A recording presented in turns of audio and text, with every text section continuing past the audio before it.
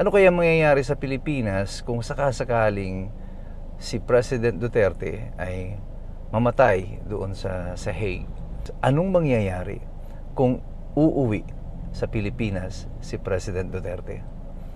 Maari po kasi siyang iuwi dito na isang bangkay kung siya ay mamamatay doon, o dili kaya kung siya ay buhay, mapalaya siya sa The Hague. Kung siya ay uuwi po dito na bangkay, sigurado po magkakaroon ng malaking kaguluhan sa Pilipinas.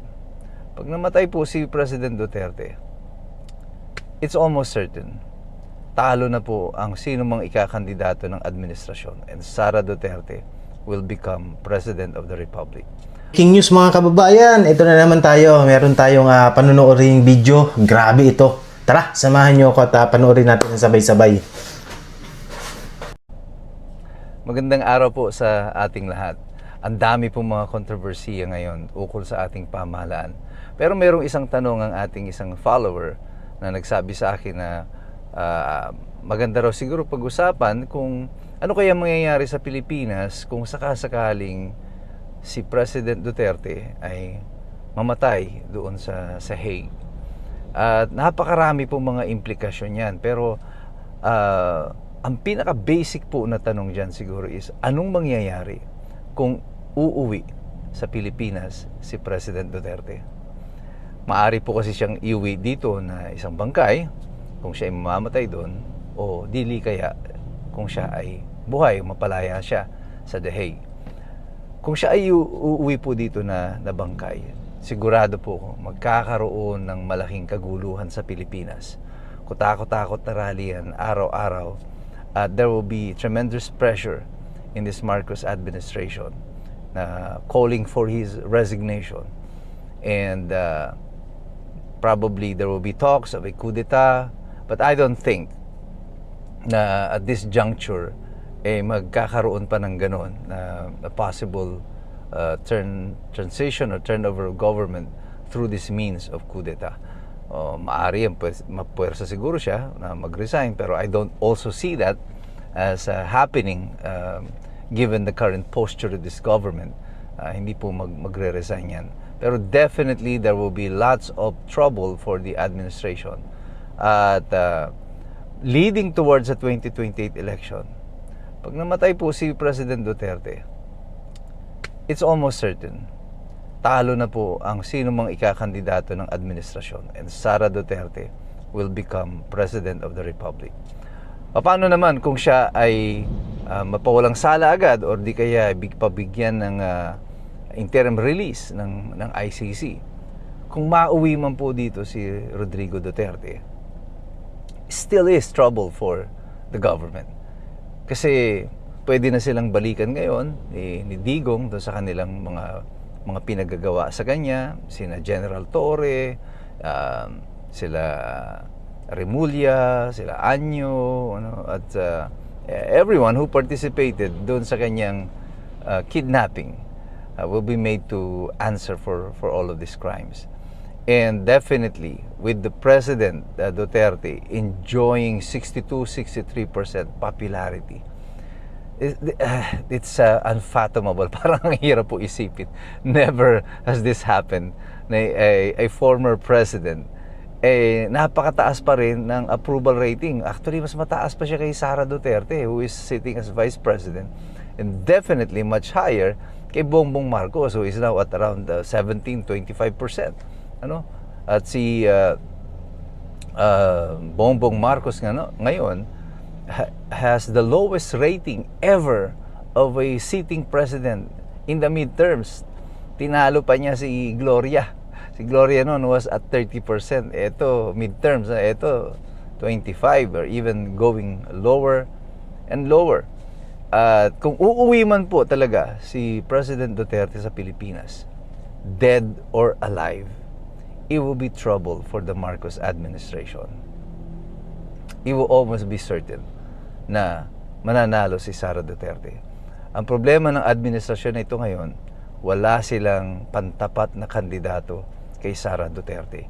Kaya ngayon, it is to the best interest of this administration na si President Digong ay manatili na lang muna doon sa Hague At siguro nananalangin na lang itong administrasyon na ito na hindi mamatay si Rodrigo Duterte doon sa ICC, o di kaya ay hindi siya mapagbigyan ng interim release. The plan from the get-go was to get him out of the picture, get him out of the Philippines, thinking na malilimutan siya ng mga Pilipino. Out of sight, out of mind. But the opposite happened. Pagkatapos po na siya ay arestuhin, lalo pong tumaas yung popularity niya, and the people, hindi siya nalimutan. Naalala siya kasi nakita yung pagkakaiba niya dito sa current administration. And with all of these details now coming out dun sa kanyang pag-aresto, the effect in the economy, the budget deficit, the scandal in the passing of the budget, the disastrous midterm election for the administration, everything is now falling into place for Sara Duterte. At para naman po sa administrasyon, sinabi ko sa inyo noon na 1 year prior to the end of his administration, magiging lame duck president na siya.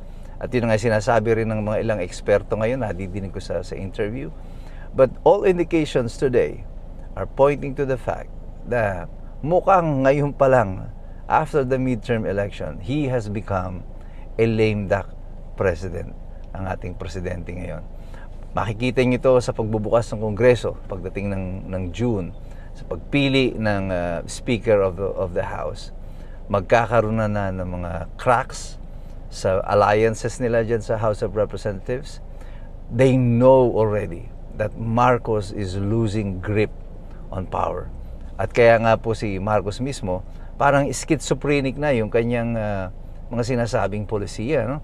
Gusto niya makipagbati sa mga Duterte, and yet they wanted to pursue itong impeachment at yung kanyang pagbabalangkas daw, kailangan na balangkasin yung kanyang gabinete. Pagkatapos, ang tinanggal lang naman niya so far ay yung mga dating tao ni President Duterte. Apparently, the objective really was, it's a purge.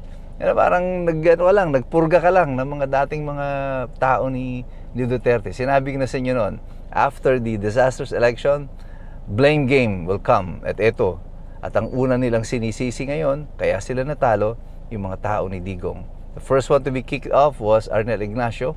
Somebody has to pay o sumagot doon sa kawalan ng boto ng administrasyon sa mga OFW. So, meron dapat sisihin dyan.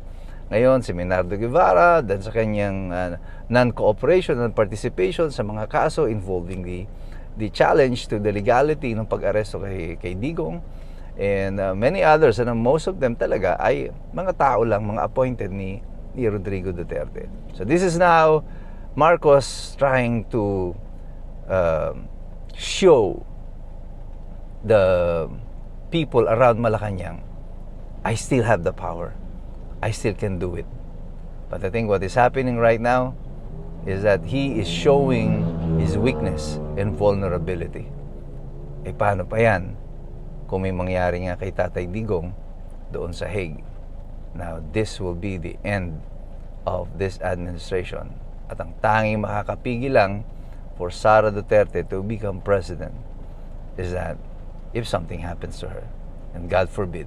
Kaya dapat tayong patuloy na manalangin, patuloy tayong magmatsyag, patuloy tayong mag-participate dito sa mga diskusyon at diskurso ukol sa nagaganap sa ating bayan. Pero sa pag-participate na yan, dapat tayong mag-aral sapagkat mahirap makialam ang taong walang alam. God bless you, God bless us all. Mabuhay po ang Republika ng Pilipinas.